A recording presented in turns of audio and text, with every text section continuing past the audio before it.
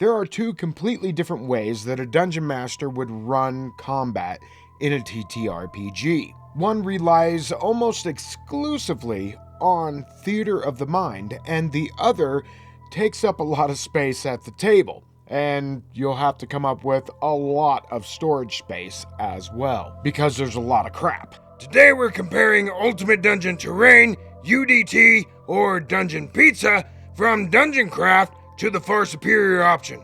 Come on, dude, don't frame it like that. Okay, we're comparing it to a more classic style of miniature setup. That's better. In our case, a 3x4 battle mat.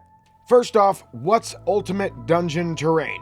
Ultimate Dungeon Terrain relies on this 12-inch circle, giving you 3 different distances, close, near, and far, and the terrain is quite abstract. You're not counting out spaces and the like every 5-foot square like you would in a traditional miniature setup. The advantages are fast combat, a small footprint. It's easy for new players to understand. It encourages imagination over exact simulation. Now for me, the moment I put miniatures on the table, I want more. I put tons of hours into painting minis, making terrain. I have lots more terrain that I actually want to make. To me, it is such an amazing part of the hobby. Optional? Yes, but makes everything so much cooler to me. Problems with UDT. If you're old like DM Wisdom, hey now, and cannot see as well as you used to, looking at UDT from the opposite end of the table, sort of pointless. Distances are abstract. Tactical options visually disappear, and you'll need them explained or drawn on a piece of paper for any clarity issues.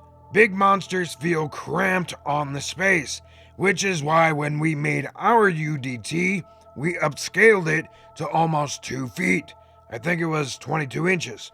Absolutely. It's much bigger. No shade to Professor DM or to you out there that argue that theater of the mind is better than actual miniature play. If I'm using miniatures, I want those miniatures to matter. I don't want just decorations. I think UDT makes sense for convention play, even solo play, or if you have limited space. In fact, at conventions, you may see me running a game with UDT, but at home, it's large sprawling areas for the win. Back in the 80s and 90s, there used to be a debate, and I'm sure it happened before that as well in the 70s, where there's people that are purist theater of the mind and those that are purist miniature players. Most in my age bracket at the time that couldn't afford all of those awesome miniatures would use alternatives like chess pieces or little counters. And this was a huge help when we started to argue over exact distances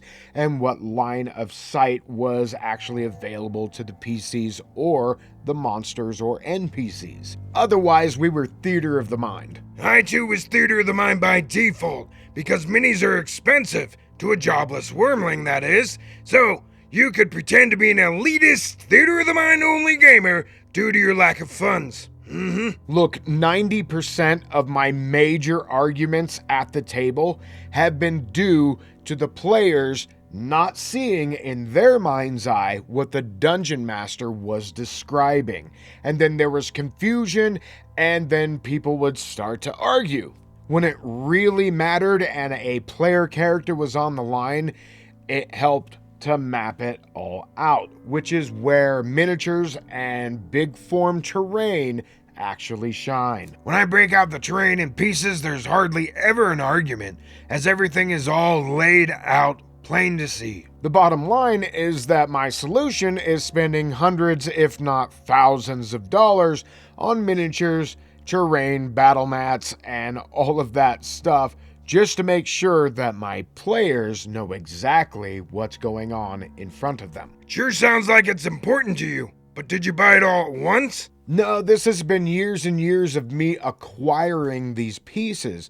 So if I needed something to be represented, sometimes I would use like a stuffed animal if it was like an ancient red dragon. I'm kind of offended. Yeah, I could see how you would be offended. Right. Now here's my table setup. A 3-foot by 4-foot battle mat.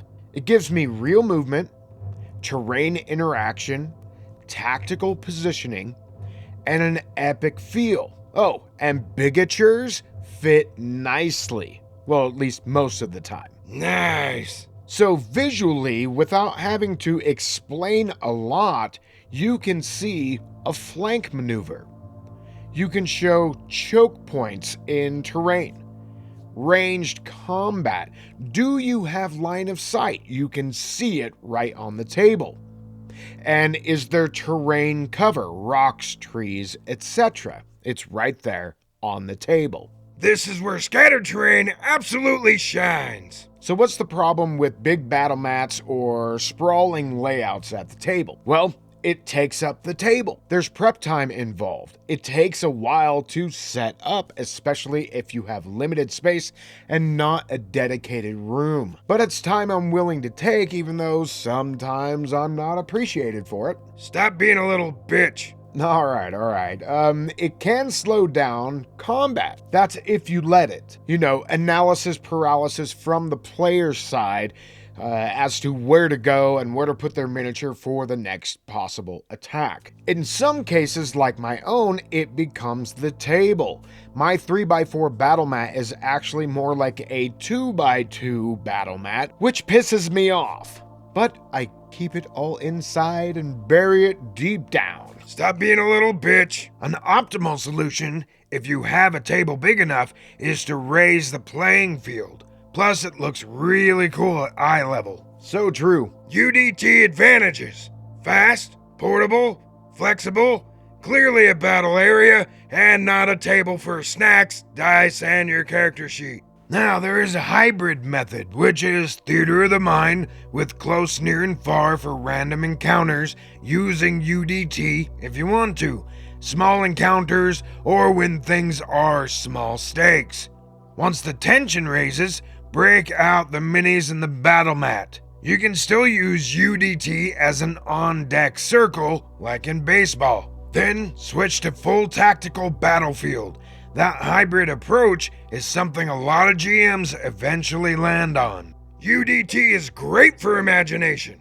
And if you're just starting out with minis and don't have a lot, or are playing conventions, or have limited space, UDT is the way to go. Then again, when I'm at a convention, my highlight is seeing huge, sprawling battlefields. Man, it just really is ridiculously immersive for me.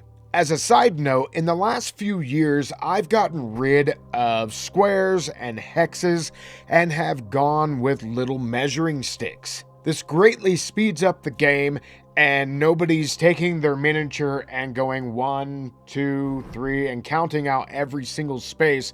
They just use the stick, go to the end of it, and boom, you're done.